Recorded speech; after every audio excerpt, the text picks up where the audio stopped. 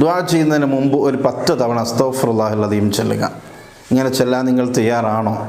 ഉണ്ടെങ്കിൽ അങ്ങനെ ചൊല്ലാൻ കഴിയുമെങ്കിൽ ഇനി ഞാൻ പറയുന്ന കാര്യം കൂടി നിങ്ങൾ ചെയ്യുക.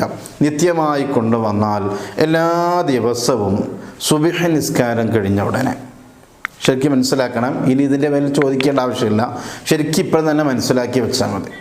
എല്ലാ ദിവസവും സുബ്ഹ് നിസ്കാരം കഴിഞ്ഞ ഉടൻ തന്നെ ലാ ഇലാഹ ഇല്ലല്ലാഹുൽ മലിക്കുൽ ഹഖുൽ മുബീൻ. എങ്ങനെ? ലാ ഇലാഹ ഇല്ലല്ലാഹുൽ മലിക്കുൽ ഹഖുൽ മുബീൻ ഒരു ദിക്റാണ്, അസ്മാഉൽ ഹുസ്ന അടങ്ങിയ ഒരു ദിക്റാണ്. ലാ ഇലാഹ ഇല്ലല്ലാഹുൽ മലിക്കുൽ ഹഖുൽ മുബീൻ.